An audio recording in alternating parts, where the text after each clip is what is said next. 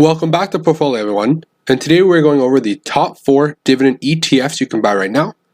Dividend ETFs do a great job of diversifying your income across a bunch of different companies that all pay nice, growing, consistent dividends. So if you're looking to get into dividend-paying stocks but are uncertain on which individual companies to pick, a nice low-cost dividend ETF can work wonders. So today we're going to break down the top 4 dividend ETFs you can buy right now. And personally, as a dividend growth investor, I'm a big fan of these ETFs that provide some nice, consistent, growing dividend income to shareholders each and every quarter. So we're going to break down the top 4 dividend ETFs you can buy right now. Before we do that, we're going to take a quick look at my financial freedom portfolio, which has crossed the $49,000 mark, up around $136 today, but still down around 7.25%. So as you know, everyone, I am the Gen Z investor, and every single day on this channel I come up with different videos about the stock market. We talk about different stocks you can buy, overall stock market performance, and any other big stock market news and headlines. And today we're breaking down the best 4 dividend ETFs you can buy right now. So we're going to jump straight into the first pick, which is ticker symbol VIG, which is Vanguard's Dividend Appreciation ETF. So this ETF holds companies who have a track record of growing their dividend each and every year. Currently at $123 a share, up around 164% on the 10-year chart. So beautiful long-term share price appreciation. And when you get into this ETF, you're jumping in at a 1.8% dividend yield. So this ETF, like I mentioned, tracks companies who are known to grow their dividend each and every year. And of course, when you're buying this ETF, there's an extremely low, very minimal 0.06% expense ratio. So that expense ratio is actually so low that it's almost minimal. You will barely see it. It's almost as if it wasn't there. So don't worry too much with that expense ratio. So for each of these ETFs, we're going to take a look at how they performed over the past couple of years, their annualized performance, take a look at what each ETF actually holds within their portfolio. So if you were to purchase $10,000 worth of VIG 10 years ago, your current portfolio value would be at around $32,000. So beautiful long-term growth and a nice total return over the past 10 years.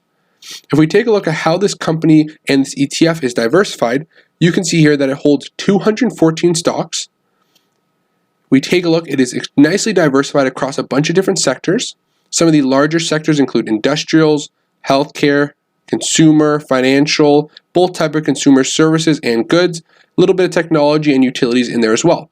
And the largest holdings are Microsoft, Walmart, Johnson & Johnson, Procter & Gamble, Visa, United Health Group, Home Depot, Walt Disney, Pepsi, and Oracle. So what you can see is these are all blue chip household companies that everyone knows and uses their products. So when you buy into VIG, you're buying into these solid blue chip companies that are growing their dividend for years and years on end. They pay consistent dividends that you really believe are going to continue to be paid long into the future. So you're buying into some solid blue chip companies. We're going to take a look at how this has actually performed over the past 5-10 years. And we take a look and see how their annualized performance over the past 10 years is around 12.6% per year, which is absolutely incredible. Getting a 12.6% return over the past 10 years is amazing. And since inception in 2006, this fund has returned around 8.4% on annual average to investors.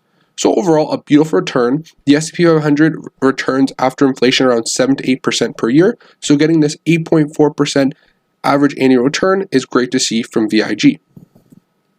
The second dividend ETF we're going to take a look at today is ProShares, ticker symbol NOBL, which is the S&P 500 Dividend Aristocrat ETF. So this ETF holds companies who have been growing their dividends for the last 15 consecutive years. So of course, to reach that Dividend Aristocrat standard, you have to be paying a dividend and grow it each consecutive year for 25 straight years. And that's how you become a Dividend Aristocrat. And this ETF holds all Dividend Aristocrats from the S&P 500. So up around 42% on the 5-year chart, with a share price at around $71 per share and a nice 2.17% dividend yield on this ETF. So if we take a look at the fact sheet for this ETF, you can see here over the past 5 years, it has returned around 8.77% on average to investors. And of course, since the fund's inception, when the fund was first created, it is returning over 10% per year to investors. So over a long period of time, dividend-paying companies actually outperform the overall market, and dividend aristocrats have a history of outperforming the overall market. We have to take a look at this ETF. NOBL actually has a little bit of a higher fee. Their expense ratio is 0.35%, which is somewhat in the middle range with regard to ETFs. Of course, we saw Vanguard's first ETF with a fee of 0.06%, which is minimal compared to 0.035%. And they actually do distribute their dividend on a quarterly basis with this ETF. The current dividend yield on this ETF, like we mentioned, is around 2.75%. This ETF holds 66 companies, and the average market cap for the companies within this ETF is around $67 billion.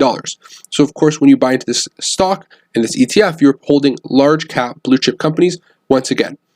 We take a look at their top 10 holdings. You have Lowe's, which is a dividend king, Carrier Group, Cintas, Franklin Resources, Stanley Black & Decker, and a bunch of other solid blue chip companies that have been paying dividends for a long period of time and are all dividend aristocrats. We take a look at this weighting. All these stocks are actually almost equally weighted, around 1.5 to 2%, the largest holding making up less than 2% of this portfolio's weighting.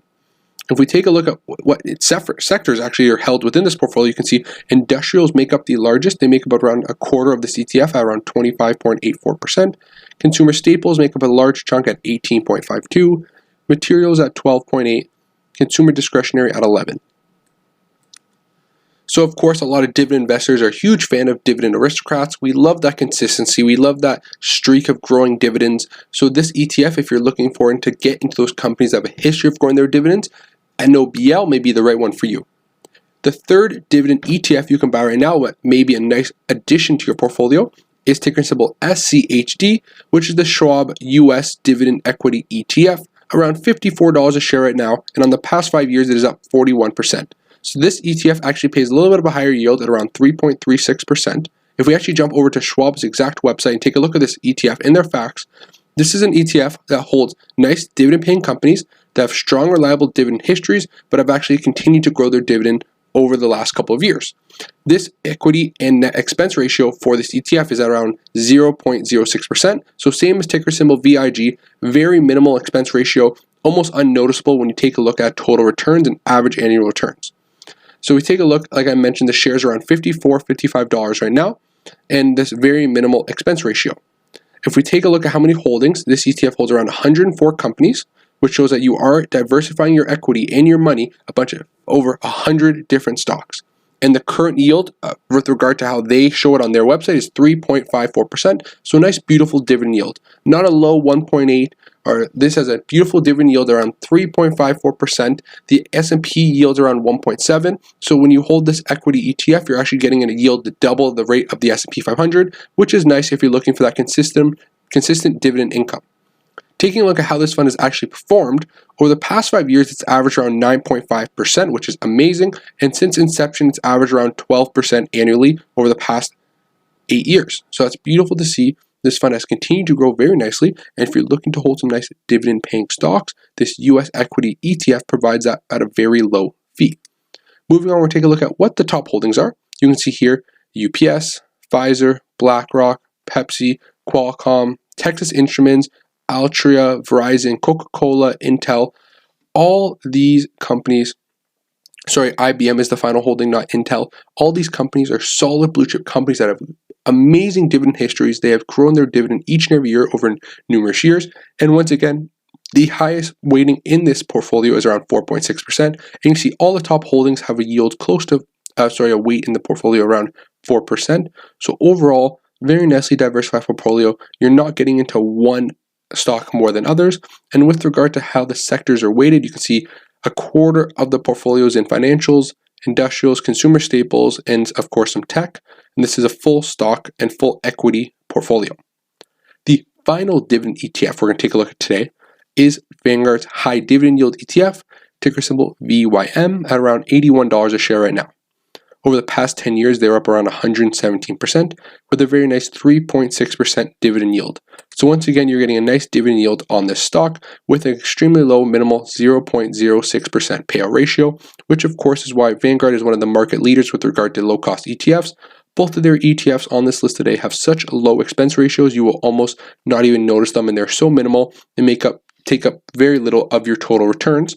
If you invested $10,000 in this ETF 10 years ago, you could see that your money is now close to $30,000, so it has tripled over the past 10 years, which is beautiful to see. Once again, this stock holds around 428 different companies. So when you buy into this portfolio, your money is extremely diversified across 428 different companies. If we take a look at their top holdings, once again, all the solid blue chip names that we know and love. Johnson & Johnson, Procter & Gamble, JP Morgan Chase, Intel, Verizon, AT&T, Cisco, Merck, Exxon, and Bank of America. Nicely diversified portfolio well across a bunch of different sectors, including financials, healthcare, consumers, technology. So overall, very nice diversified portfolio. If we take a look how this one has performed, you can see here that annually over the past 10 years, it's returned 11.8%, which is insane. Since inception in 2006, this total return is lower because if you take a look at the price chart, it has seen an insane dip since its March lows and has not fully recovered back up yet. A couple high dividend paying companies have been hit really hard and now have not fully recovered. So this total annualized return has taken a massive hit. So it's only averaged around 7% since inception because of this March lows. But overall in the past 10 years is around 11.8%. So those are the top 4 dividend ETFs you could buy right now. These could be solid additions to your portfolio if you're looking for some nice consistent dividend income. If you want to hold solid dividend paying companies that have a consistent record of growing their dividends, take a look at one of these 4.